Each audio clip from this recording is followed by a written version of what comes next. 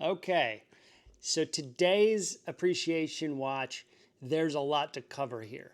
This looks like the Tag Heuer Monaco Caliber 11, and it's supposed to. It is called an homage watch from a company called Specht and Sohne. Not sure when we pull that off. They've got wings for their iconography and their names up there at the top of the watch. They claim to be an homage brand that provides a service, essentially making watches that would be incredibly expensive and out of most people ranges. This one maybe not so much, but other ones like some Philippe Patek watches and other, I don't think they do an AP, but essentially the point is they do very, very, very close homages. I would call it a clonage, where they're mostly just stamping their name on the dial and potentially on the crown and the clasp, right? Which they do. They have a very nice clasp on this watch. So there's clearly a debate to be had on clonage, homage, what that means to the watch industry, what that means about the person who would buy this watch and wear this watch. What it means to me is very interesting because this watch, the original, the real watch, let's say, which it is, the tag, is the reason I got interested in watches in the first place. I saw this watch, I thought it was beautiful, I tried it on, I saw the price tag, I said, that's not what I want to spend today. Not that I couldn't spend it, that I didn't want to spend it, that I knew there was more money or I could do better things with that money at the time. I looked up what it would be used. It was $8,800. Used, I could find it for $6,200. I started looking up the history of watches and started looking up some information about the watches I owned currently. And I kept coming back to this watch. And then I saw this exact clone. I'm calling it a clone. They're calling it homage. But I saw this exact watch online. I ended up buying it from AliExpress because I was buying parts to assemble a watch from AliExpress. But I was like, this is great. I will get to wear this watch that I think I really like for $100 roughly before spending $5,000, $6,000, $8,000 if I want it new. And so it showed up and I put it on. It's thick, 15.5 meters thick. It's wide, 39 millimeters, guys, 15.5 millimeters thick. And it is a thick watch. It wears heavy up on the wrist, so you got to be comfortable with that. But so does the regular Monaco. And then it's got this beveled glass, but it's 39 wide, 43 with the crown and the pushers here. So it is a chronograph. It's a working chronograph with the third hand, the second's hand, running the full 60 on the broader clock, not just on one of these two complication dials, which I really like for a chronograph. I don't have a particular use for a chronograph that often, but I really love it when it's sweeping on the biggest one. There's probably a name for that. I don't know what it is, but I like that and I appreciate it. This watch shows up. It is quartz. Here, I'll go over the specs real quick and then I'll dig in a little bit more. Japanese quartz movement, unclassified what the movement is, but it's a chronograph movement. It's because it's quartz, right? It's not. There's no noise to it. It's highly functional. It's highly accurate. 3 bar, 30 meters. Do not take this in the pool. Again, it's a $100 watch. So while I wouldn't ever take this leather strap in the pool, even if I had the automatic, the tag version, I'm not hopping in the pool with this soft leather bracelet so I can saturate it or get chemicals on it. So that was never going to be an issue for me. I already talked about the dimensions, 39 by 15.5. It is a mineral glass, again, not listed by the company, but it's clearly a mineral glass. It's not acrylic and it's definitely not sapphire, but it is beveled, which is very much the Monaco look. It's quite beautiful. It does an effect to the circular dial. The leather strap is a soft, does it even say genuine leather? I don't know. It's not faux leather. It's definitely real leather and it's incredibly soft. So for what that's worth, the stitching's beautiful, the color match is beautiful.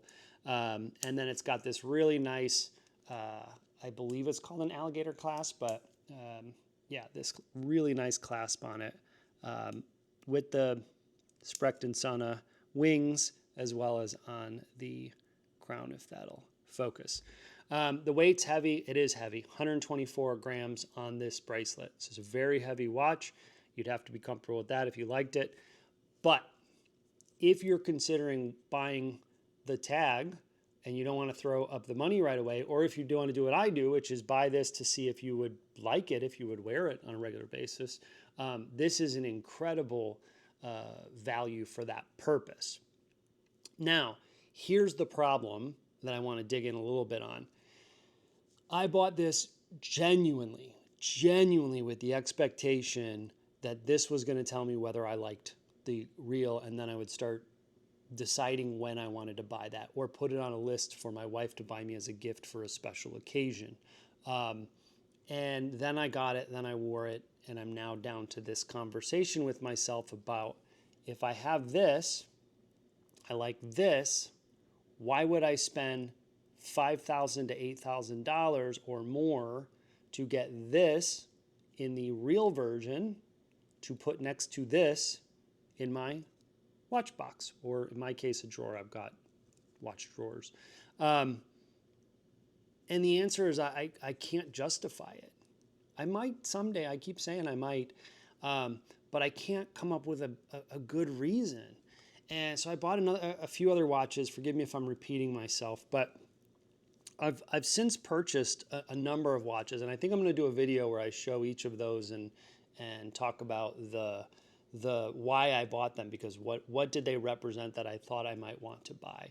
And I bought really cheap ones that are like $20, AliExpress type of watches that wear nice and work and whatever. They're not going to hold time. They're going to drop, 30 seconds to a minute a day or something like that. But I don't wear the same watch day after day. In fact, it's incredibly rare for me to wear the same watch multiple days in a row unless I'm traveling.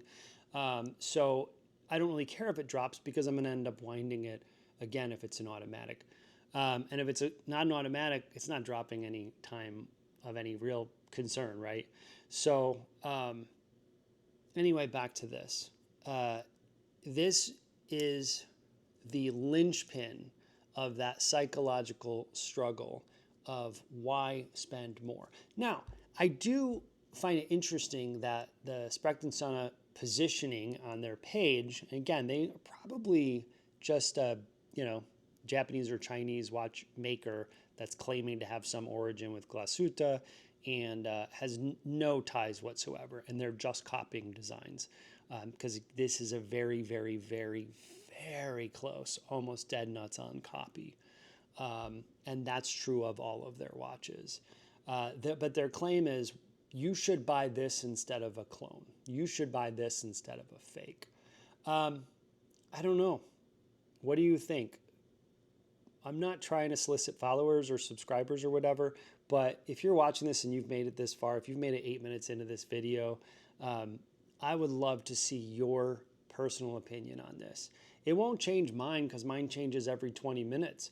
I've literally talked to my wife almost once a week since buying this watch, since being into watches for almost a year now, about whether I would still get the original or not. I priced it out. I know exactly what the 5-year trend is on Chrono 24 as of yesterday for the real version of this watch, and I still can always think of a lot more valuable stuff to do with that money, even if that is to buy and invest in more watches that might tell me what I like or want in a watch. Yeah, so there you go. As an appreciation, I do truly appreciate this, but it is such a struggle, and I hope you guys are appreciating your watches, whether they're a clonage, whether they're an homage, or you have the real deal, you have the real thing. Good for you. That's fantastic. I really do hope you're appreciating it. I hope you get it out. I hope you get a chance to wear it.